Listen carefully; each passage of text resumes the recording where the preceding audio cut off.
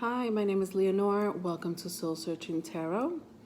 Today I am going to be talking about Aquarius, my air signs, 11th house, 1-1, the master number, the alien planet, the weirdos of the zodiac. I have an Aquarius moon, so yeah, no, don't take it seriously when I say things like that. People call me weird all the time. I am. All right, just so you know, really quick intro. Part 1, I always sound stuffy. I do sound stuffy, and I apologize if I do sound stuffy. You know what, I'm getting over a cold, okay? And no, I'm not gonna wait to do the video. I wanna do it right now. I've been wanting to do Aquarius, and Aquarius is really easy to research and plan, and that's what I do in part 1. I do talk about the zodiac, and you'll get some type of insight or information, and so you'll have that in part 1. Part 2, I go into tarot reading. So if you're interested in tarot reading, by all means, like, please listen to part 2. Sometimes I do have to go into part 3 just so that I could get a clear message, because I don't like to stop right in the middle. So if I go into part 3, I go into part 3, whatever. It is what it is, right? I like to meditate on my signs before I start the video. And I had a couple of different images when it came to you, Aquarius. One was, at this time it was sundown. I was meditating at sundown, and I knew I was going to do your sign, Aquarius, and I got the image of these birds just literally flying over my head under, like if you ever seen the image of the birds, Alfred Hitchcock's, that famous clip of the birds where the woman's like on the street, like trying to like save her life, and she goes into this telephone booth because all these crows are attacking her. But it wasn't so much that they were attacking me, and it was me. It was like me in the image, which it's funny, that makes sense because I am an Aquarius moon, but whatever. They were more intimidating. I must say that it was an intimidating, almost frightening type of vision, because I didn't know if they were going to attack at any moment. But they weren't. They were just like flying right by me, like almost testing me, like, is she going to flinch? Is she going to scream for her life? Like, very intimidating. That was an interesting image. Then I had another image. This one was pretty weird. I'm not gonna lie. I mean, you thought that was weird? I had another vision. And this one I meditated right before I got on camera. It's pretty late now. It's way past sundown. So I am recording a little late or early in the evening, whatever. Not evening, but nighttime. This time I got an image of, I would say like a god-looking image, beard, white hair. It's like a mixture of like Santa Claus and a god put in one, if I had to describe it. Very powerful, big head, and it was blowing at me with such, again, intimidation, like almost trying to frighten me. But I didn't want to be frightened because I knew that it wasn't trying to frighten me. It was more like, again, a test. Like testing me to see if I'm up for it, like up for the challenges. So, and I do this with all my zodiac signs, by the way. I don't just not doing this with you, Aquarius. I do like to meditate, and I do get visions. Sometimes I'll get whispers, or downloads. So just wanted to say that really quick, because I thought that was important to say. And I usually like to say those things when I'm about to start a reading, but I'm compelled to say it in part one. Well, sometimes I do say it in part one anyway. If you're here because you think I'm going to talk about the Age of Aquarius, well, thank you for being here. But I'm not gonna really be talking about the Age of Aquarius. I'm gonna, I've been talking about the Age of Aquarius little by little. And if I have to leave the link, I will do so in the description box, along with my emails. I do readings right now. I'm doing them for free at the moment, so take advantage. Contact me if you need to. My email will be in the description box. But I will also leave links if you're interested in learning about anything that has to do with the Age of Aquarius. And speaking about Aquarius, Aquarius is the 11th house of the zodiac. 1, the master number. It is the master number. It is the portal. It is the ether. And if you're trying to figure out what the ether is, I will try to remember to leave a link. I did speak about the ether for a little bit in one of my videos that has to do also with ascension, chakras. Very important, very Aquarian and Piscean. You guys are a fixed sign. Fixed meaning you don't sway very easily to other people's ideas or beliefs. You have your own ideas and beliefs. And I think out of all the fixed signs, which are you, Aquarius, Taurus, Scorpio, and Leo, those 4 zodiac signs are all fixed signs. We also have mutable, we have cardinal, but you folks, the 4 zodiac signs are known to be fixed. They are stubborn.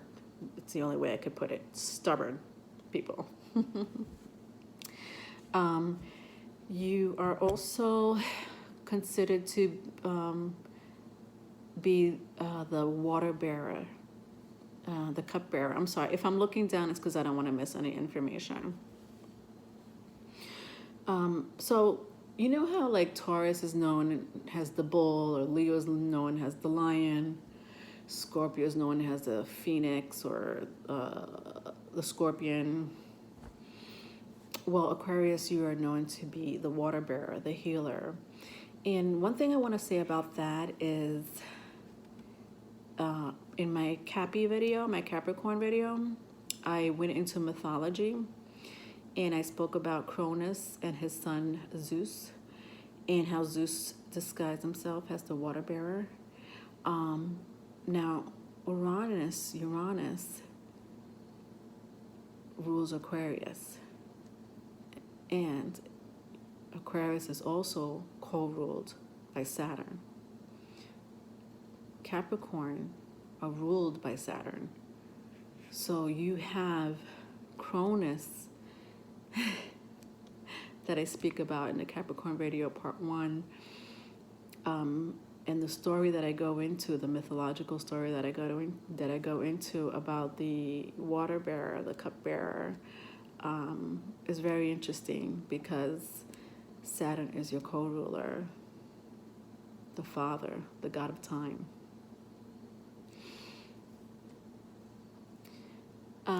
In the major arcana, if you're into tarot, you are considered the star, which is pretty good. It usually means healing.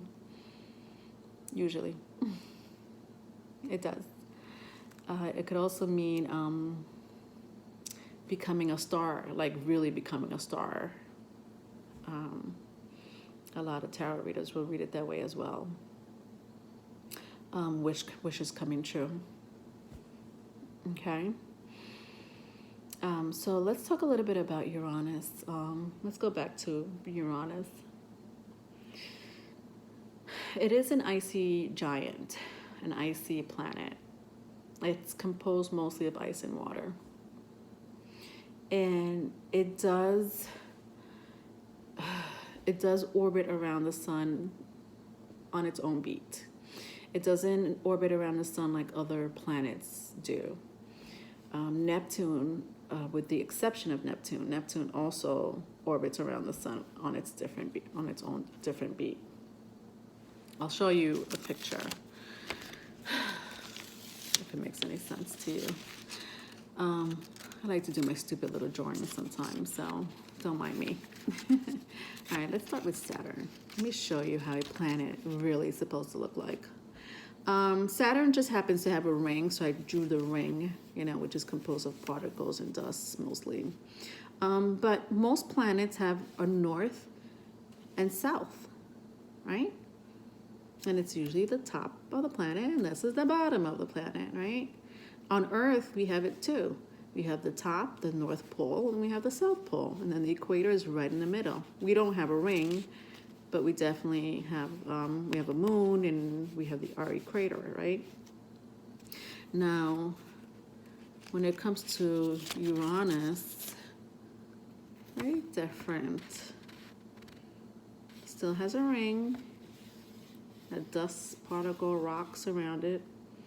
However, and I'm not tilting the picture, by the way, this is how it was drawn.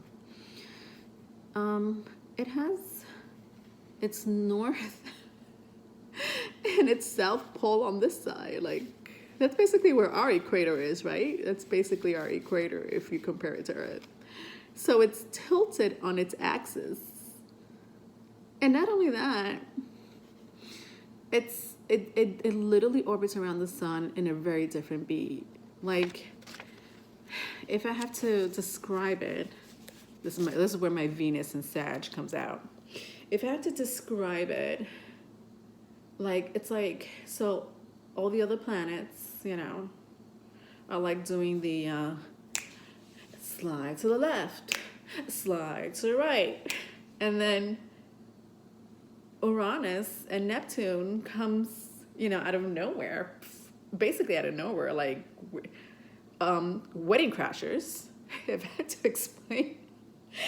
had to explain that they were literally put there, did not come with the Big Bang. They were just all of a sudden appeared, comes and crashed the wedding party, and they're putting on Dr. Dre, and they're like, walking down the street, smoking endo, sipping on gin and juice, laid back. That's Neptune, by the way. That's so Neptune, Pisces. Yeah, Yeah, I hope that gave you a great image of that. All right. So that is your planet. All right. So what does Aquarius represent? Well, it represents innovators, nonconformist. We already know that. Eccentric personalities. We have, I did say innovators, but I'm going to say it again, innovators, because it is the list of celebrities that I'm going to go down the list of, including politicians, athletes, and when you hear their names, which I'll go into, you're going to be like this, they are innovators, they are nonconformists, and they are where they are now, or who they were the popular or historical figures because they did not conform. They did not do conventional logic. That wasn't their best attribute. They're like the thinkers of out of the box.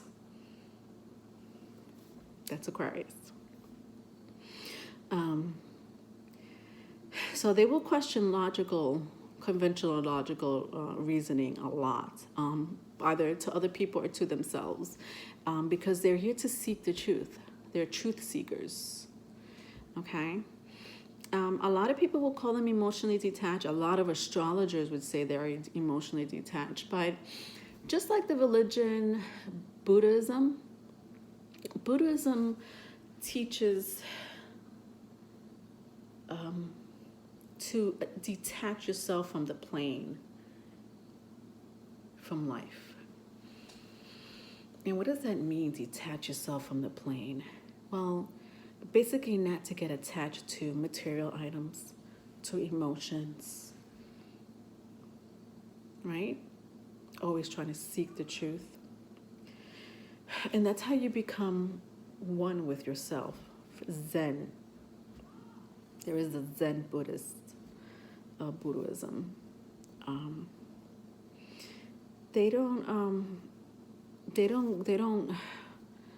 They don't like to live by the system or the flawed system. A lot of Aquarians would say it's kind of a flawed system, but whatever, it's life. They don't like to be governed. They don't like their mind to be governed. Governmental. They don't do that. Get it? All right. So yeah, that whole enslavery of the mind. Listen, it takes a while for them to discover who they are and why they are who they are. Like, it took a while for me to be like, why are people always calling me weird? And, I'm always thinking out the box or something crazy, or the wild card, or, the black sheep. And I don't know why. I didn't know why.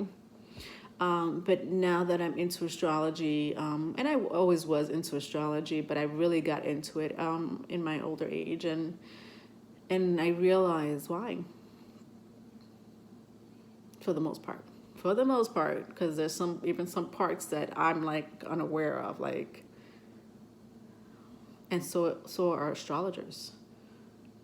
They can't fucking figure it out themselves, and they're the professionals. That's okay. That's what makes it fun. All right, so let's name some Aquarians, right? Some Sun and Aquarian celebrities. This is a fun part of the video, I think. And again, these are inventors, athletes, politicians, that are unconventional, that are nonconformists, that are innovators, eccentric personalities. Michael Jordan was a pioneer in the NBA, I think. One of the pioneers of the NBA, I should say. But yeah, he's up there. He has an Aquarius sun. Ellen DeGeneres. I mean, she broke out the LBGQ, like, on television and said, look, I'm a lesbo. On her primetime television. She was on primetime. I think the show is called Ellen, if I'm not mistaken. And she decided to, one of her episodes, say that she is gay. She's like, look, I'm a lesbian. And that was at that time, and I want to say it was in the late 90s. I don't know what year it was. I'm sorry about that. But it was literally at a time where people were like, you don't just say that on prime television. She did it. They canceled her show eventually. Surprise. But, she took a lot of heat for that. Or the network did. One or the other, or both. Shakira's a great, she's half Colombian, half Moroccan. Great. That's a great culture combination, number one. Like, how do you be like half Colombian and Moroccan? That's like one side of the world. I mean, it happens, but oh my God, she's sexy, amazing, kinky. Oh, that's one thing about Aquarians, just so you know, they are kinky. So don't be surprised. Bob Marley, Justin Timberlake. I spoke about Bob Marley in the Sagittarius video, part 1. I did speak about his Aquarian. I think he had he has a sun in Aquarius, but he had a moon in Sagittarius. That's why I spoke about him. His moon in Sagittarius was his demise. There's a reason why. So about the birth chart, guys. Let me tell you something about your birth charts. I'm not digressing. Birth charts are very important for you to know if you're trying to figure out who you are and what your destiny in life is or your journey in life is. It is DNA coded from the universe. Not, not from bloodlines, but from the universe. There's a place, and I want to say China, but I'm not going to say 100% it is, but I'm going to say China, maybe even Japan. These people don't look at resumes. They look at your birth chart to see if they want to hire you or not. Not surprising.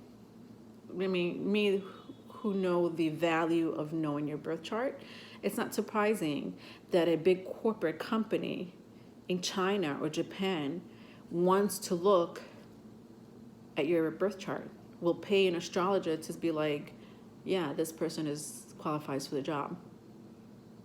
Resume literally thrown out the window. Like, who cares about the resume? Let's check out people's birth charts. That's how powerful birth charts are.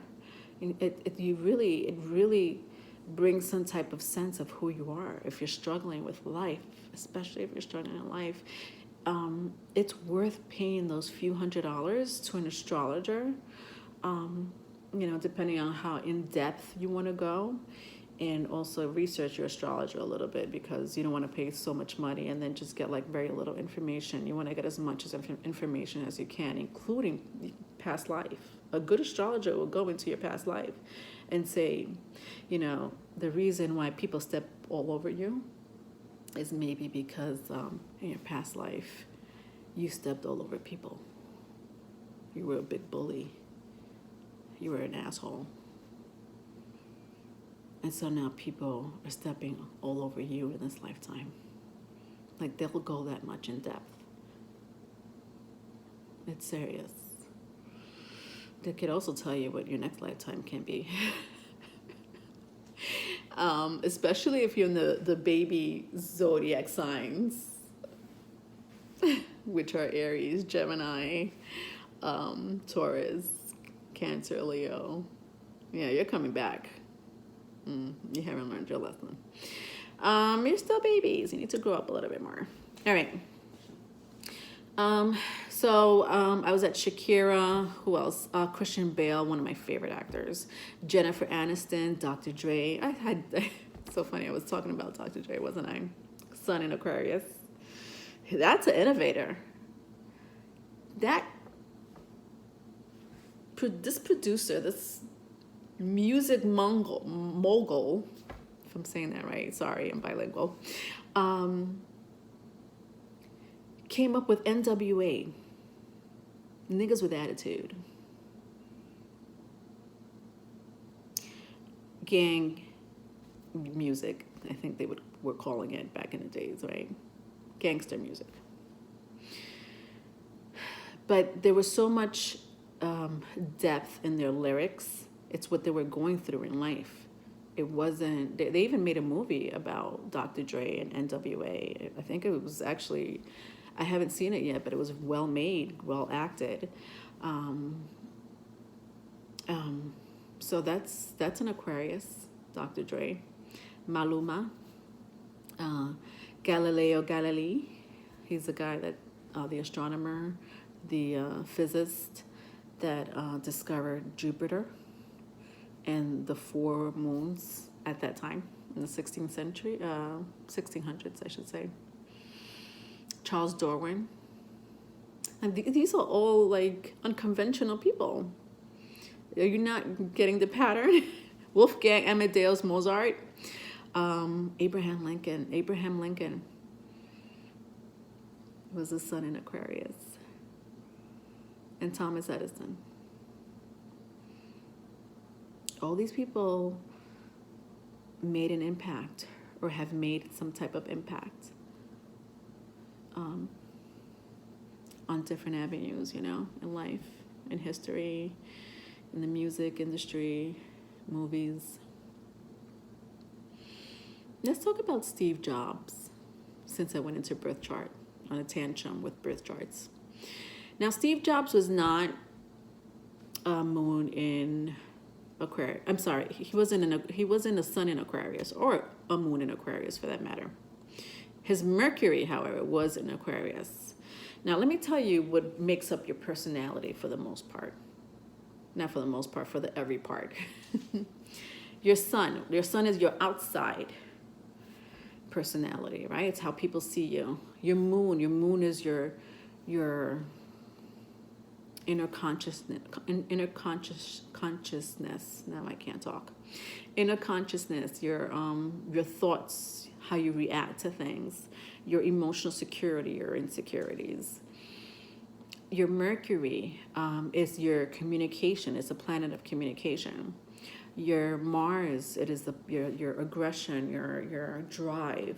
Your Venus is your passion. All these are very important to know on your birth chart. So get familiar, if you do research your birth chart, with those placements and its positions on what houses it sits on, okay? The planet affects the house. The house are the zodiac signs, just so you know. Now, Steve Jobs, his Mercury, his planet, the planet of communication, fast communication, of technology. You know how they always say Mercury is in retrograde? Well, Steve Jobs, his Mercury, when he was born, was sitting in the house of Aquarius, in the 11th house. And it was in retrograde. Well, what does retrograde mean? It means the energy is a little slower,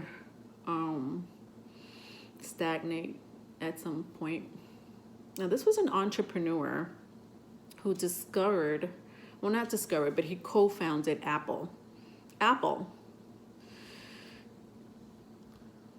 The corporation, Apple. And he also is the primary investor for Pixar, Disney Pixar, and George Lucas's Star Wars movies.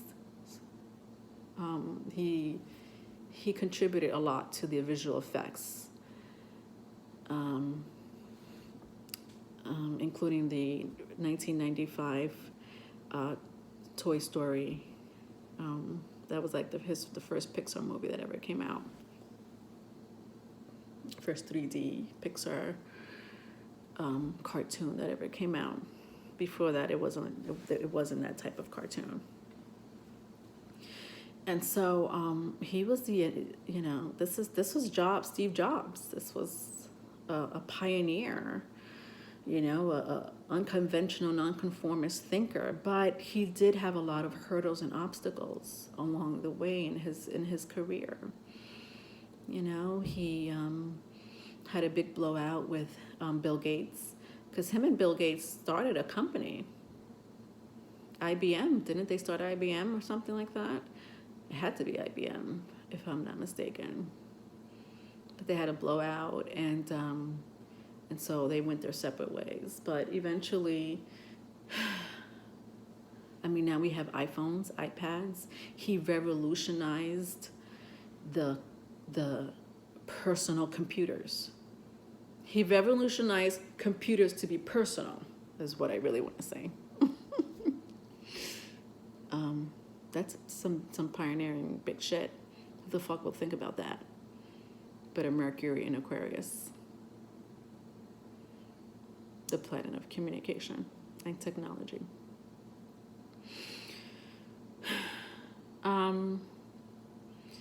Let's talk a little bit about cinema, because I did want it to go there, right? Big time. Before I click off and start doing your reading at Aquarius. Now I wanted to talk about the shadow side of Aquarius. I've touched on it a couple of times, but let's talk about the shadow side. Every sign has a shadow side. It happens. Now, Aquarius rules cult leaders. It rules anarchists. It rules terrorism. It rules obstacles and hurdles. I did say that with what happened with Steve Jobs, obstacles and hurdles. It rules extremists. But I want you to just think for a quick moment, if you could open up your thinking factory for a second.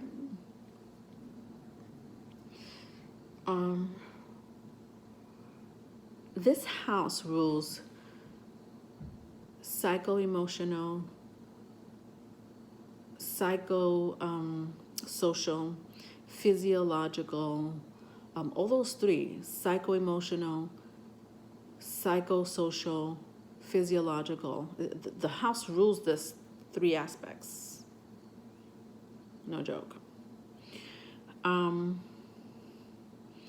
so is being a cult leader such a shadow side if you look at it through the psycho-emotional, God, sorry. It's late.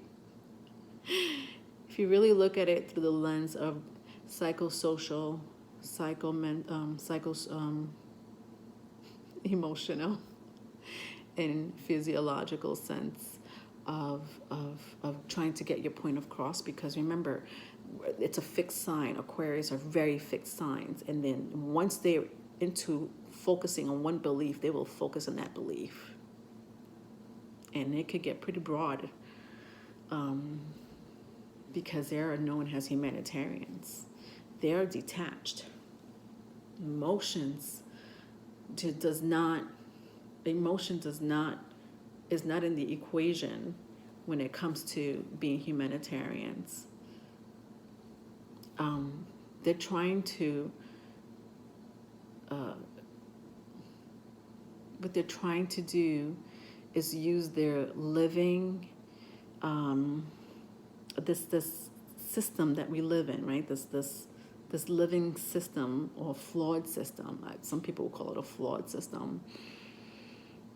And they're trying to basically just like open up people's mind, body, and soul. Remember, they do rule group consciousness. Osama bin Laden, I know he's a terrible example to use, but I'm going to use him. He was an extremist. He was a radical, and plus. I mean, his resume goes pretty deep. But people adored him. People followed him. They believed in him. Even in North America, they believed in Osama bin Laden and his fight, his cause, against the Jews, and how the Jews are taking over capitalism and all that, and whatever other, I mean, he had his little thing going on too, that was pretty corrupt, but he believed in his religion. Osama bin Laden had Pisces all over his chart. I looked at his birth chart. Pisces all over the chart.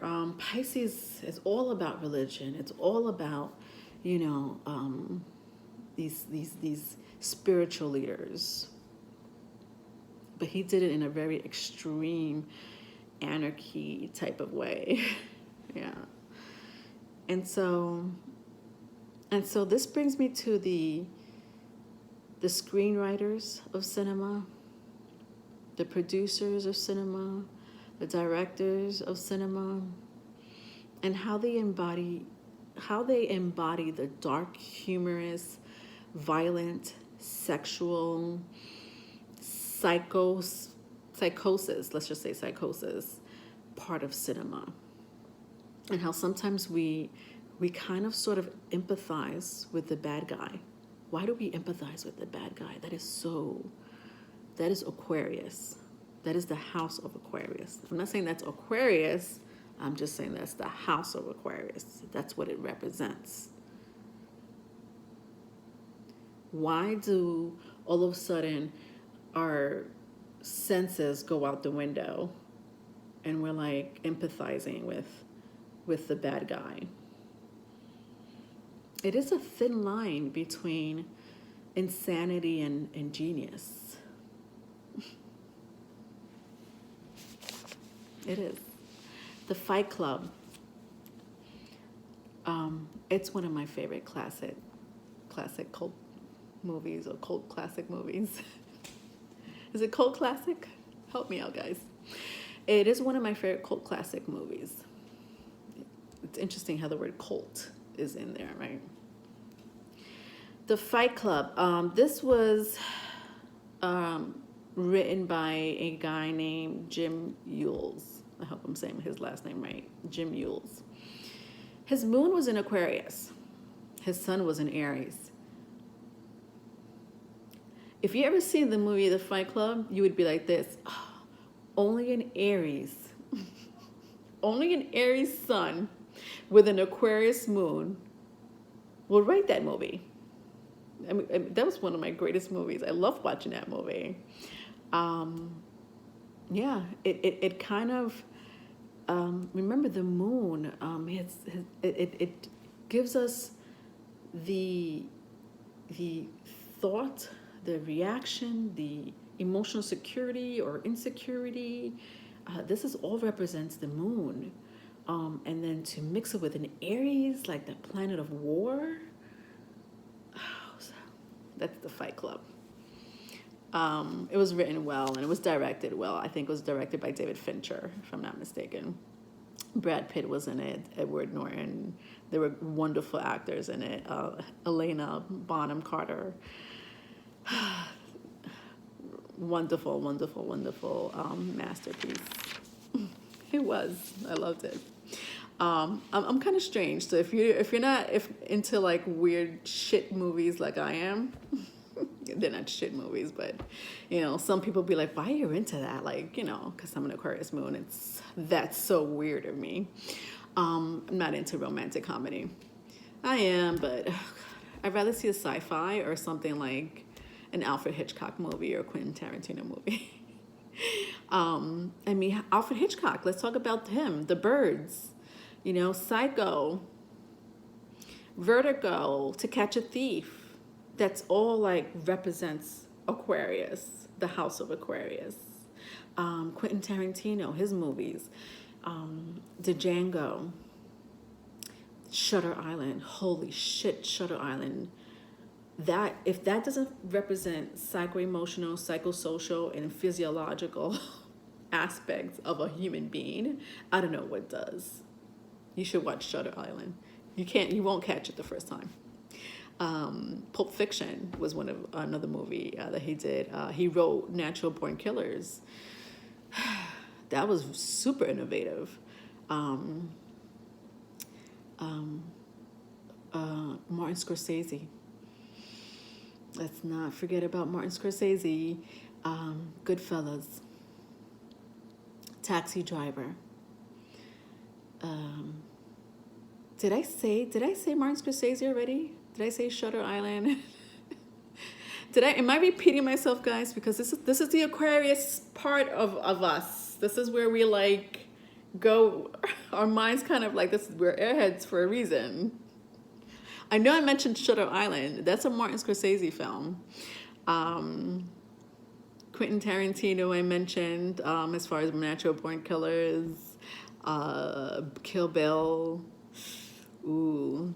You know, you sympathize with Kiddo, Margot Kiddo. I'm sorry, not Margot Kiddo. That's a real actress, actually. Kiddo was her name in the movie. You sympathize with this assassin in the movie. That is so representing Aquarius. It's disturbing. I know. It is disturbing.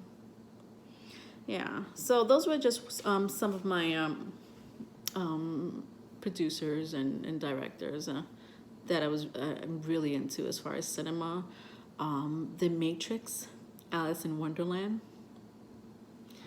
They kind of also remind me of the representation of Aquarius. You're fucking unplugged in those two movies. And that's what Aquarius literally unplugs himself from the plane. Steve Jobs actually practiced Zen Buddhism. I spoke about that in the beginning. How Buddhism is all about unplugging yourself and detaching yourself from emotions and material items. That's the Matrix. So, I mean, like I said, honestly, if you had to pick any of those movies that I mentioned, and watch it, or if you could recall the work that these directors and actors or producers made, you know, you do start to question your doubts, your attitudes, your knowledge. You kind of start distrusting your senses. Like all of a sudden, you're like, I should feel a certain way, but I don't. It gets pretty disturbing. I hope that made sense. If it didn't, then I did my job. All right. Well, I hope to see you in part 2 for the reading. See you then.